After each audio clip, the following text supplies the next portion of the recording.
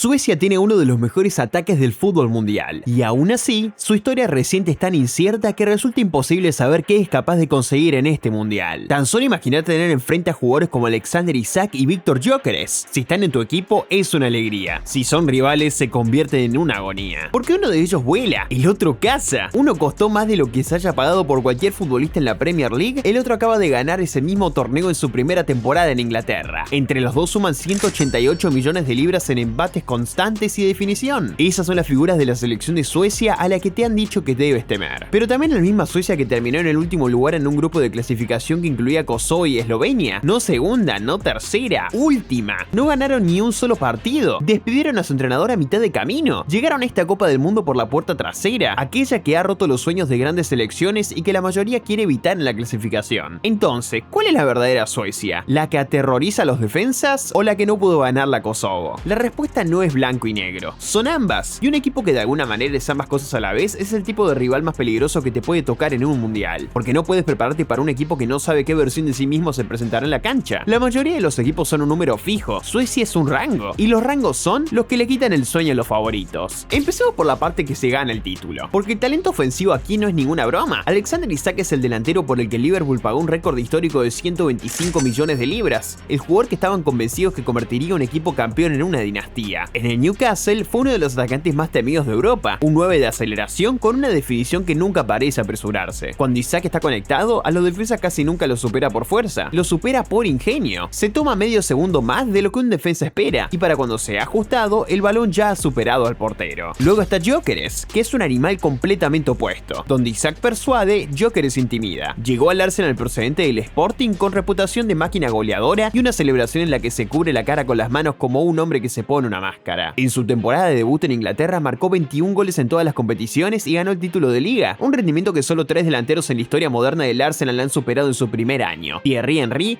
Ian Wright y Alexis Sánchez. Gyökeres corre a la espalda de la defensa o guarda el balón enfrente de ella. Es implacable de una manera que no es estéticamente agradable, pero que gana partidos de fútbol. Juntalos y tendrás algo genuinamente raro. Dos delanteros centro de élite, diferentes en todos los sentidos, que pueden ganar un partido por sí solos. Es un lujo que otros países envidiarían. Esa es la potencia del fuego de un equipo que bien puede ser semifinalista. Y no son solo esos dos. Por la banda se espera Anthony Elanga, el extremo por el que Newcastle pagó 55 millones de libras el verano pasado, un jugador cuyo primer arranque es un arma por sí mismo. Excepto que aquí el patrón comienza a repetirse. Elanga, al igual que Isak, tuvo una temporada de clubes miserable, sin un solo gol en liga en su primer año en Tyneside. Y sin embargo, en la única noche en que realmente importaba, en la final de repechaje contra Polonia, fue Elanga quien abrió el marcador. Gran precio de fichaje, temporada en blanco, decisivo en el momento en el que tenía que demostrar. Quédate con esa idea porque la vas a volver a ver. Entonces, ¿cómo fue que esta potencia con el fuego de un semifinalista terminó en el fondo de un grupo con Kosovo? Aquí es donde llegamos a un punto de quiebre. La campaña de clasificación de Suecia no fue un tropiezo, fue un colapso filmado a cámara lenta. Empataron con Eslovenia, perdieron contra Kosovo, perdieron en casa ante Suiza, luego volvieron a perder contra Kosovo. Fueron goleados 4-1 por los suizos en una noche que vació el estadio antes de tiempo, con los aficionados locales volviéndose contra su propio banquillo y cantando para que el entrenador se fuera. 6 partidos, 2 puntos, 0 victorias. Una plantilla que vale una fortuna sentada en el fondo de la tabla, mirando hacia arriba a naciones cuyo ataque entero costaba menos que la bota izquierda de Isak. Los aficionados querían respuestas, la federación les dio un despido. John Dahl Tomasson, el hombre que había prometido una Suecia ofensiva e intrépida, se había ido y en su lugar llegó un hombre que sonaba casi a broma dada la forma en la que había ido la temporada: Graham Potter. El mismo Graham Potter que había sido devorado en el Chelsea de West Ham, pero la broma tenía un trasfondo, porque la carrera de Potter no comenzó en el caos de Inglaterra. Comenzó en Suecia, en un pequeño club llamado Östersund, donde hace años llevó un equipo de las divisiones inferiores suecas hasta las competiciones europeas y se forjó una reputación como uno de los entrenadores más interesantes del continente. Habla el idioma, entiende el país, fue contratado en octubre con un contrato a corto plazo y exactamente una sola instrucción: llévalos al mundial. Nada más, simplemente no dejes que esta emocionante generación muera en un grupo de clasificación. Y este es el mecanismo que lo salvó: la puerta trasera. Suecia no llegó a los playoffs por su grupo de clasificación, fueron demasiado malos para eso. Llegaron a los playoffs por algo que habían hecho un año antes, en la Nations League, donde habían ganado su grupo de manera convincente. Ese resultado, guardado como seguro de vida y casi olvidado, se convirtió en su salvavidas. Les otorgó un lugar en la repesca que su forma en las eliminatorias no merecía en absoluto, porque el fútbol de vez en cuando te recompensa por una versión de ti mismo mismo que ya has dejado de ser. Lo que pasó después es la razón por la que el miedo es real. En la semifinal del repechaje contra Ucrania, en el terreno neutral, Gyökeres marcó un hat-trick, 3 goles, una noche, un delantero arrastrando una nación por el cuello. Luego vino la final contra Polonia y contra un Robert Lewandowski que perseguía su propio último mundial. Suecia se adelantó, Polonia empató con uñas y dientes y todo quedó pendiendo de un hilo. Y en el minuto 88, con la eliminatoria temblando, fue Gyökeres de nuevo, matando el sueño de Lewandowski y enviando a Suecia a Norteamérica. Un boleto para el mundial sacado de un incendio que debería haberlos consumido. Ese es el argumento de la acusación y de la defensa al mismo tiempo. ¿Fueron lo suficientemente buenos para hacer eso? También fueron lo suficientemente malos como para necesitar hacerlo. Y aquí vale más de lo que importaría para la mayoría de las naciones, porque Suecia no es un país futbolístico pequeño jugando con dinero prestado. Esta es una nación con 13 mundiales a sus espaldas, finalistas en su propia casa en 1958 contra el Brasil de Pelé, cuartos finalistas tan recientemente como en 2018 antes de perderse Qatar por completo. Tienen una columna vertebral que ha visto los escenarios más grandes del juego, un capitán como Victor Lindelof que acaba de ganar la Europa League con el Aston Villa, veteranos que han jugado eliminatorias de la Champions League. Y debajo de ellos, una verdadera joya en Lucas Bergvall, el adolescente mediocampista del Tottenham que juega con una calma que no pertenece a alguien de su edad. Las piezas de un equipo serio de torneo están todas en la caja. La pregunta siempre ha sido si encajarán juntas o si se desmoronarán en el caos. Porque por cada razón para temer esta plantilla hay una grieta corriendo por debajo y la honestidad exige que las miremos. Empezando por el propio Isak, que inició la temporada fuera de forma por el drama de su transferencia y después fue un paciente de la clínica del Liverpool casi todo el curso. El traspaso millonario, luego una lesión en la ingle, luego una fractura de pierna, un peroné fracturado sufrido de la manera más cruel imaginable en el acto mismo de marcar contra el Tottenham. Él lo llamó una experiencia aterradora, su primera vez bajo el bisturí. Jugó apenas 1000 minutos en todo el año y marcó 4 goles. El delantero más caro de la historia británica llega a este mundial como un hombre que ahora busca cazar a sus fantasmas, esperando que un torneo pueda devolverle la versión de sí mismo que la lesión le robó. También hay una duda más profunda y vive en lo más alto del equipo. Dos delanteros de élite son un lujo, pero también son un rompecabezas, porque Isak y Gyökeres han pasado sus carreras aprendiendo a ser el único hombre en el área, no uno de dos. En los amistosos de preparación antes del torneo, la pareja por la que todo el mundo babea se vio exactamente como lo que es, nueva, no probada. Dos solistas a los que se les entregó la misma partitura y se les pidió que armonizaran en el escenario más grande del deporte. Cuando encaja puede ser la delantera más aterradora del mundial, cuando no, tienes a dos grandes jugadores de pie, uno bajo la sombra del otro. Detrás de ellos hay un grupo que buscará volver a ser protagonista del mundial. En la portería están Jacob Widell-Zetterstrom,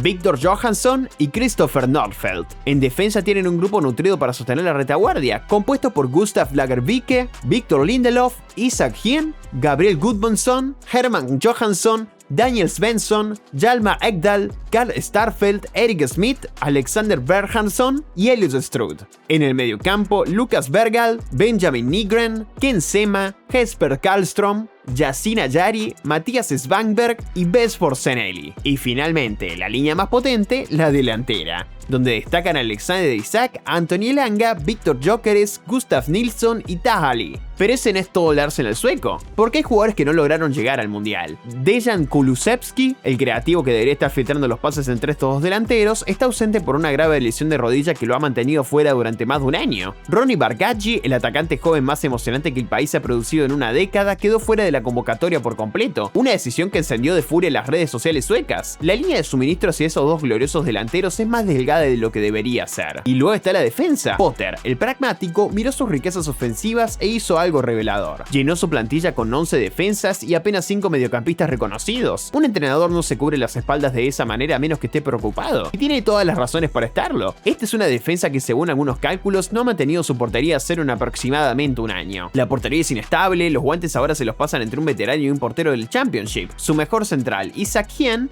salió cogiendo por lesión en la semifinal de repechaje. A pesar de toda la amenaza que genera un extremo, el otro extremo se desmorona. Así que llegamos de nuevo a donde empezamos, a la pregunta que hace este equipo fascinante en lugar de simplemente bueno. ¿Qué significa realmente dar miedo? Los favoritos de su grupo no le temen a Suecia porque sea el mejor equipo. No lo son. Los Países Bajos están clasificados entre los 10 mejores del mundo y se sientan cómodamente como los favoritos del grupo. Japón, que ha convertido en un hábito humillar a los gigantes, han vencido a Alemania, han vencido a España. Recientemente entraron a Wembley y vencieron a Inglaterra. Y ahora empataron con los Países Bajos, demostrando su calidad en un partido de debut. En el papel, el caballo negro. Aquí viste de azul y amarillo, pero no se espera que haga mucho. Aunque lo que se escribe en el papel sea problemático, puedes modelar a los Países Bajos, puedes modelar a Japón. sabes lo que vas a conseguir. Estructura, disciplina, una forma predecible. Lo que no puedes modelar es un equipo que terminó último en su grupo y luego produjo un hat-trick y un gol de la victoria en el minuto 88 en las 2 noches en las que su vida dependía de ello. Un equipo que cuenta con 2 delanteros capaces de decidir un partido de eliminación directa en un solo momento de calidad,